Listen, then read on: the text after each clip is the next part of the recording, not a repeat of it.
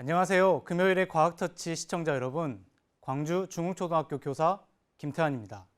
오늘은 굿바이 오퍼튜니티 로봇을 주제로 함께 이야기를 해볼 텐데요. 오퍼튜니티 로봇과 헤어진다니 어떤 이야기일까요? 여러분들 우주 탐험 관심 있나요? 로봇은 좋아하나요? 지난달이었습니다. 2021년 2월 나사는 5번째 화성 탐사 로봇 퍼저비어런스 로봇을 화성에 착륙시키려고 시도합니다. 과연 이 퍼저비어런스 로봇가 착륙에 성공했을까요? We are starting the straighten up and fly right maneuver in preparation for parachute deploy. 2020년 7월에 지구에서 발사한 The 퍼저비어런스 navigation 로봇과 has confirmed that the parachute has deployed and we are seeing significant deceleration. 낙하산을 펼치고 속도를 줄이고 있고요. Skycrane maneuver has started. 에어크레인이 발사되어 로봇을 About 20 meters off the surface. We're getting signals from MRO.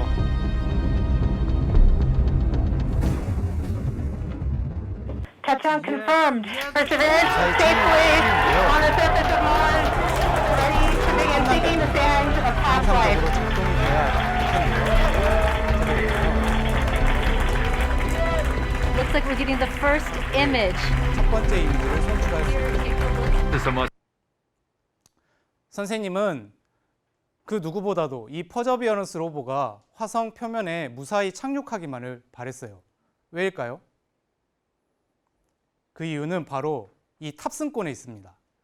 선생님은 나사에서 이벤트한 2019년에 화성 탐사 로봇에 싣고 갈 이름 탑승권을 발부했는데요. 선생님이 당당하게 그 이벤트에 당선이 되어서 이 탑승권을 배부받았습니다.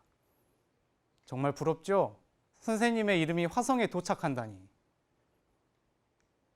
심지어 선생님은 2026년에 발사할 로봇의 탑승권도 획득한 상태입니다. 지금 퍼저비어런스 로봇가 곧 임무를 활동 시작하면서 그 어느 때보다도 화성 탐사에 대한 관심이 뜨거워지고 있습니다. 그렇다면 우리 인간은 왜 이렇게 화성 탐사에 열을 올리는 것인가? 화성 탐사의 역사는 1960년대, 즉 50년 전으로부터 이어져 있습니다. 화성 탐사에 열을 올리는 가장 첫 번째 이유, 바로 거리입니다. 태양계에서 세 번째 행성인 지구, 그리고 네 번째 행성인 화성, 가장 가까운 행성 중에 하나지요. 탐사하기 딱 좋은 조건입니다. 사실 금성이 지구에서 가장 가깝습니다. 두 번째로 가까운 게 화성이에요. 이 두 번째 이유, 온도 때문에 사실은 화성을 또 탐사하기에 굉장히 좋습니다. 금성은 400도가 넘는 온도이기 때문에 탐사하기 어려움이 있어요. 하지만 지구와 비슷한 온도대를 형성하고 있는 화성은 탐사하기에 적합한 행성입니다. 또 닮은 점이 많이 있습니다. 우선 크기는 지구의 2분의 1 정도입니다. 화성이. 이 정도 크기가 되고요. 구조도 비슷합니다. 지각, 멘틀, 외핵, 내핵으로 이루어져 있을 것으로 추정하고 있어요. 지구와 거의 비슷합니다. 그리고 자전 주기입니다. 지구는 24시간, 화성은 24시간 40분이에요. 비슷하죠?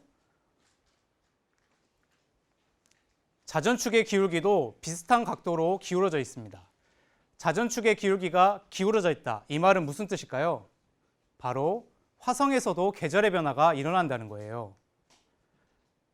공전 주기는 약 2배 정도 차이가 나요. 365일과 687일. 이 말은 화성에서의 사계절의 변화가 2배씩 일어난다는 거예요. 봄, 여름, 가을, 겨울이 지구보다 2배씩 길다. 그 다음은 대기입니다. 화성의 대기는 지구의 100분의 1 정도밖에 되지 않아요. 하지만 96%가 바로 이산화탄소로 이루어져 있습니다. 이 말은 어떤 과학적 기술이 발명이 되어서 처치를 할 수 있다면 CO2에서 O2를 추출할 수 있다는 거예요. 그 말은 지구에서 산소를 싣고 가지 않아도 나중에 화성에서 산소를 획득하여서 생활할 수 있다는 의미가 되겠습니다. 질량은 10분의 1 정도 되고요. 부피는 6분의 1 정도 됩니다. 그리고 중력은 약 3분의 1 정도예요. 통통통 이런 정도 되겠죠. 그래서 무게를 재면 지구에서 약 100파운드인 무게는 화성에서는 약 38파운드 정도 될 것입니다. 또 화성은 위성을 가지고 있어요. 지구의 달처럼요. 화성은 산화철 성분 때문에 붉게 빛나는 행성입니다. 그래서 고대 중국의 천문학자는 불화자를 써서 화성이라고 이름을 지었고, 서양에서는 그리스 신화의 전쟁의 신인 마르스 이름을 따서 마스라고 이름을 지었고요. 그 전쟁의 신 두 아들의 이름인 포보스와 데이모스의 이름을 따서 두 개의 이성의 이름을 지었어요. 이렇게 옛날 고대의 우주 탐험의 역사는 신들이 사는 곳, 그래서 굉장히 신비롭고 경외스러운 곳이었고요. 만원경과 천체의 발달로 천동설과 지동설이 횡행하던 시대 근대에는 우주에 대해서 많이 알고 있었지만 가보지 못하는 미지의 세계였어요. 하지만 이제 현대의 시대는 수많은 궤도선, 착륙선, 로봇까지 보낼 수 있는 탐험과 개척의 시대입니다.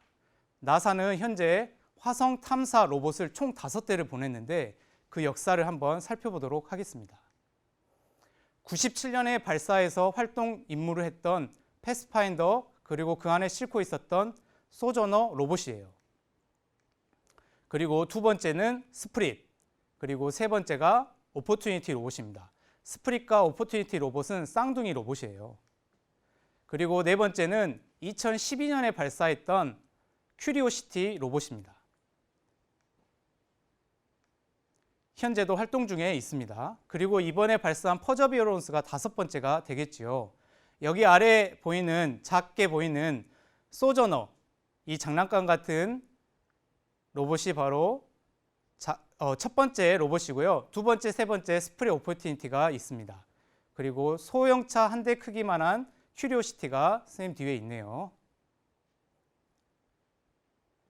소저너라는 뜻은 화성에 거주한다, 체류한다라는 뜻이고요. 스프릿은 정신, 오퍼튜니티는 기회, 큐리오시티는 호기심이라는 뜻이에요. 아마도 나사에서 추구하는 화성 탐사 미션에서 그 뜻이 전해지는 것 같습니다. 그 중에서도 화성 탐사 로봇의 레전드라고 할 수 있는 로봇이 바로 오퍼튜니티입니다. 오퍼튜니티는 2003년에 지구에서 발사하여서 2004년에 화성에 도착한 로봇이고요. 최종 2019년 2월에 임무가 종료되었습니다. 사실 90일 정도 예상하고 이 로봇을 보냈었는데 무려 15년 동안이나 활동한 대단한 로봇입니다. 오늘 선생님이 이 오퍼튜니티 로봇에 대해서 하나부터 10까지 제작 과정에서부터 활동한 임무까지 자세히 알아보며 오퍼튜니티를 기념하는 시간을 한번 가져볼까 합니다. 먼저 오퍼튜니티의 제작 과정 및 실험입니다. 오퍼튜니티는 2002년에 만들어진 로봇이에요. 여기 카메라 부위가 있고요. 여기는 태양광 패널로 전력을 얻을 수 있는 부위입니다. 여기는 위성과 지구와 통신할 수 있는 안테나 부위고요. 여기는 6개의 바퀴가 달려있는 구동, 축, 그리고 로봇팔이 달려있어요. 이 로봇팔은 바위를 깎고 광물을 분석하고 현미경으로 촬영할 수 있는 장비를 갖추고 있습니다. 2002년에 만들어진 로봇, 최첨단 기술이 들어있네요. 태양광 패널, 그리고 카메라 시스템을 만들 때의 모습이고요. 그 다음에 오퍼튜니티 로봇을 싣고 간 둥지의 모습입니다. 그리고 이것을 운반체에 싣고 갔어요. 에어로쉘은 방열판 기능과 역추진 로켓 형태를 띠고 있습니다. 이 운반체를 조립하는 과정도 이렇게 조립을 하고요. 이 안에 오퍼튜니티 로봇을 넣었습니다. 화성에 착륙하기 위해서 낙하산 테스트, 그 다음에 대기를 견뎌내기 위해서 진동 테스트를 하고 있고요. 수많은 과학자, 엔지니어, 그리고 드라이버가 엄청난 수많은 노력을 하면서 실패와 착오, 이러한 것들을 수정하면서 만들어냈습니다. 이어서 오퍼튜니티 로봇의 조작 방법을 설명해 드리겠습니다. 오퍼튜니티 로봇 어떻게 운전할 것 같습니까? 무선 조정을 해야겠죠. RC카처럼 리모컨으로 할까요? 조이스틱으로 할까요? 아니죠.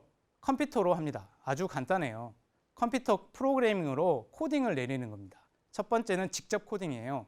5m 쭉 가세요. 오른쪽으로 90도 도세요. 이런 식의 코딩을 주면 오퍼튜니티가 명령을 따르고요. 또 다른 방법은 간접 명령입니다.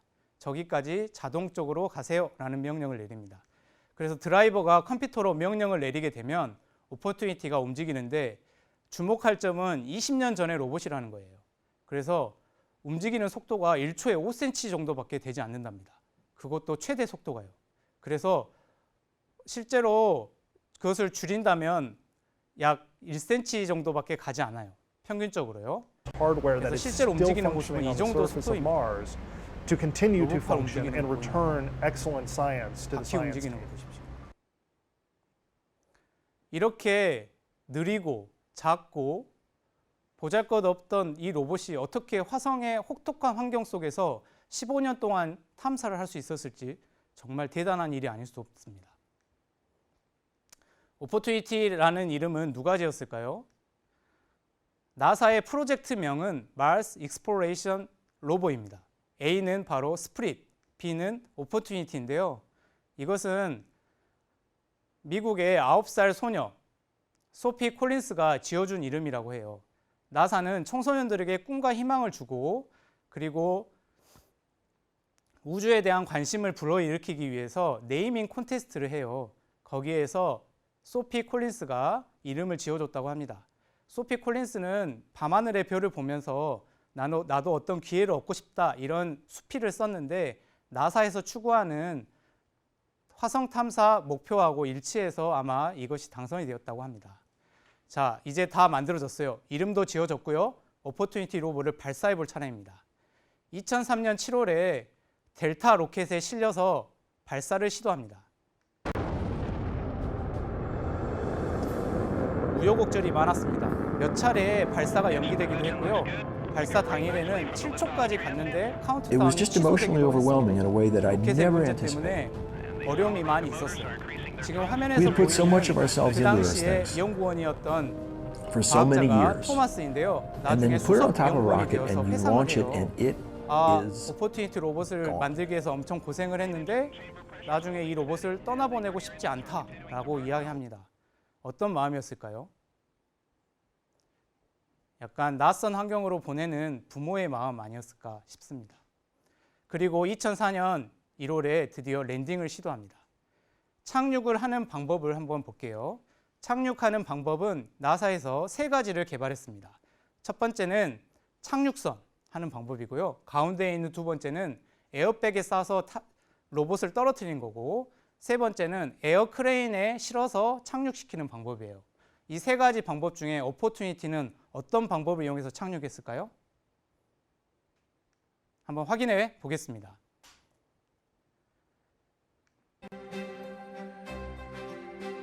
오퍼튜니티가 운반체에 실려서 화성 대기에 진입하면 속도의 90%가 줄어들게 됩니다. 1차적으로 낙하산을 펼쳤고요. 에어백을 준비하고 있습니다.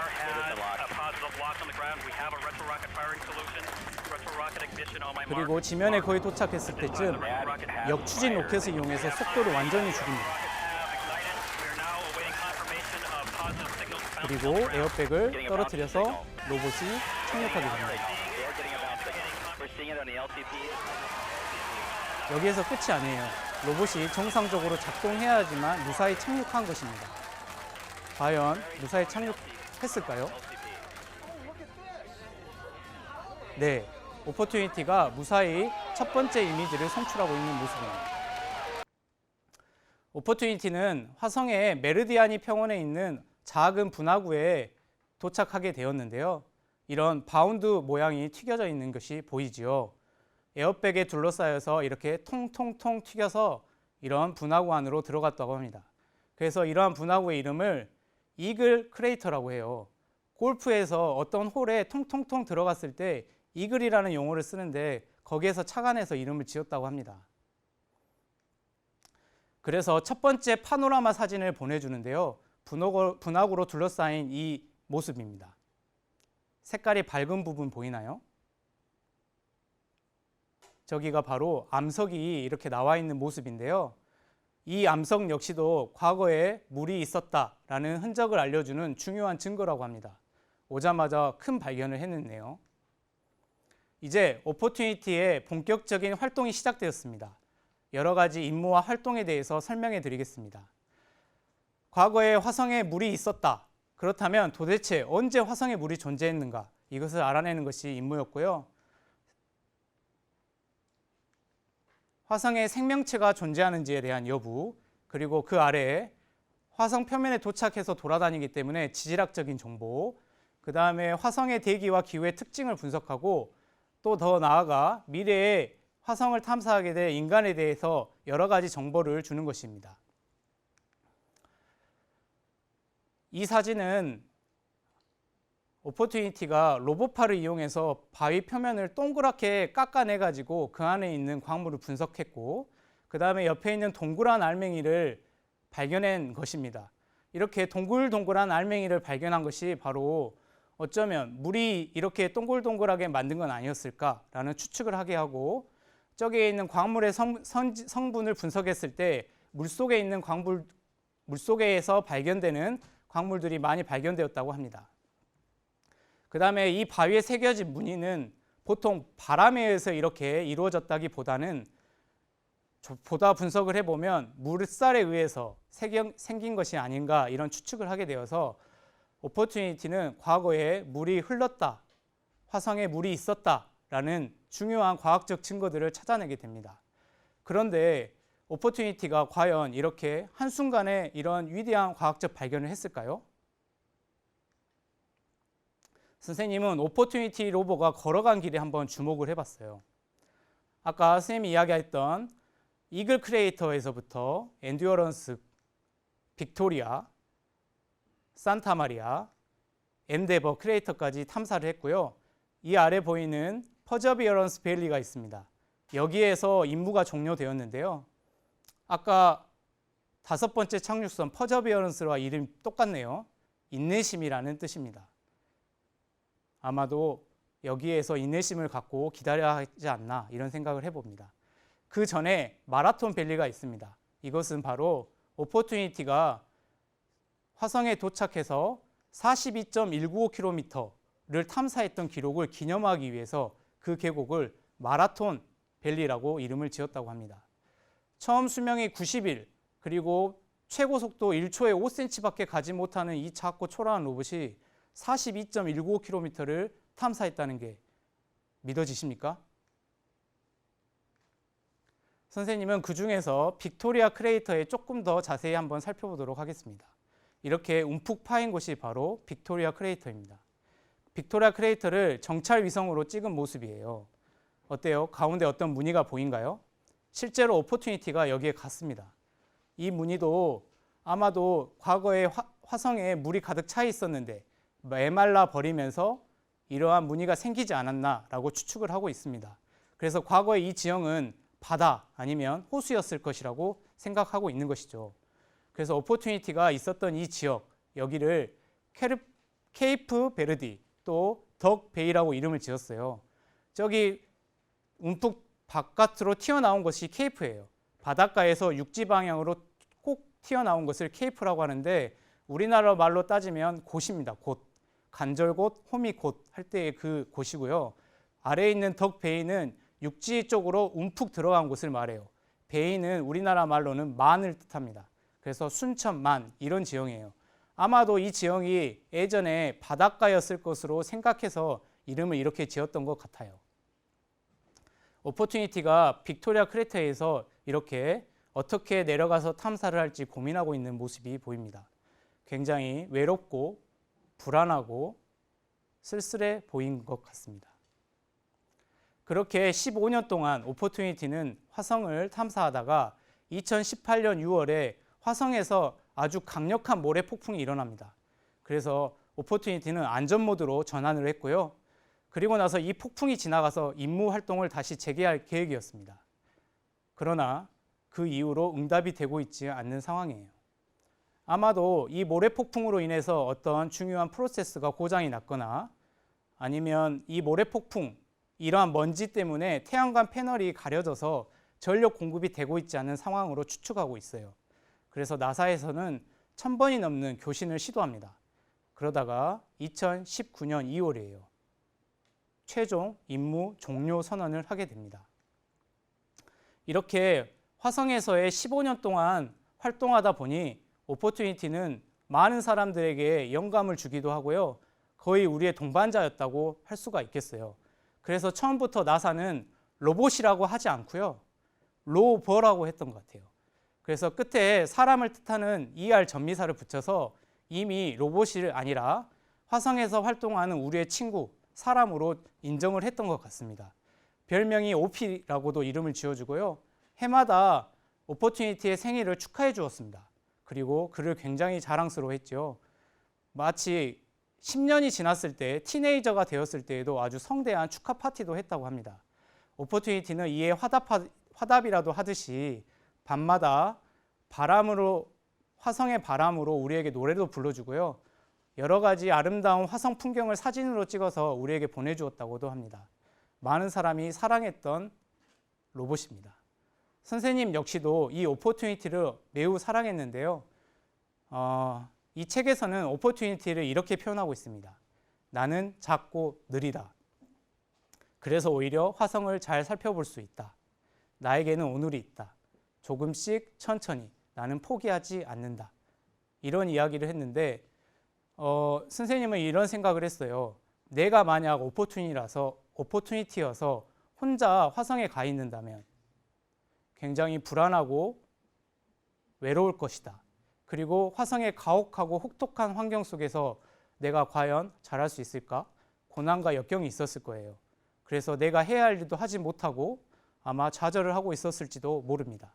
하지만 이렇게 느리고 작고 초라한 이 오퍼튜니티가 그러한 고난과 역경을 이겨내면서 15년 동안이나 성실하게 자신의 일을 묵묵히 해냈다는 점, 선생님은 이 점을 높이 평가하고 있습니다.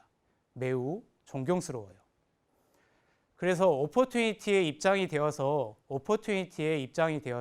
오퍼튜니티가 걸어왔던 길을 한번 살펴보고자 합니다. 여기 맨 아래 보이는 솔이라고 해서 숫자가 올라가는 거 보이죠? 이것은 화성에서의 하루를 뜻해요. 지구는 24시간, 화성은 24시간 40분이라고 했잖아요. 그래서 시간이 달라요. 그래서 화성에서의 시간을 따로 표현했고요. 여기 아래 보이는 숫자, 벌써 2006년이 되었네요. 여기는 지구에서의 시간을 나타내고 있습니다. 그리고 이 옆에 보이는 숫자, 여기 카운트 올라가 있는 거 보이나요? 이것은 오퍼튜니티가 걸어온 길을 미터로 표현하고 있습니다.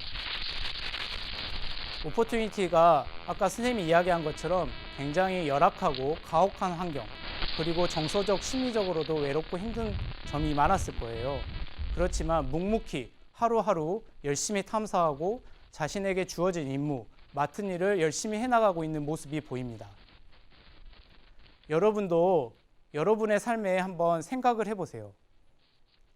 분명히 내가 해야 할 일, 내가 하고 있는 일 중에서 굉장히 어렵고 힘든 상황이 많이 있을 것 같습니다.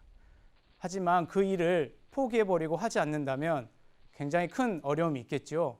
그저 묵묵히 하루하루 열심히 하다 보면 그것이 밑바탕이 되어서 여러분에게 나중에 큰 도움이 되고 또 다른 큰 업적, 또 다른 성과를 이뤄낼 수 있을 거라고 믿습니다.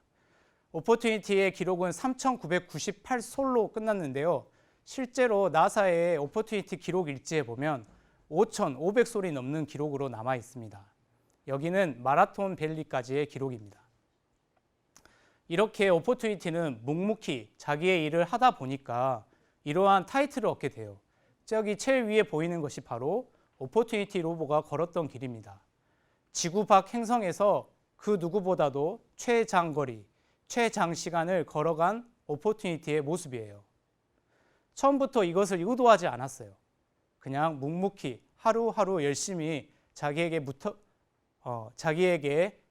주어진 일, 맡은 일을 하다 보니까 이런 큰 성취를 이뤄낼 수 있었던 것 같습니다. 여러분도 여러분 삶에서 오퍼튜니티를 기념하면서 오퍼튜니티가 주는 메시지를 한번 잘 되새겨 봤으면 좋겠습니다. 선생님이 오퍼튜니티를 기념하면서 준비한 강연의 내용은 여기까지입니다. 어때요? 선생님과 함께 이야기해 봤는데 재미있었나요? 여러분에게 도움이 되었습니까? 네. 여러분 삶에서 배울 점을 한 번 더 생각해 보는 시간이 되었으면 좋겠습니다. 오늘 하루도 묵묵히 열심히 하기를 부탁드리겠습니다. 감사합니다.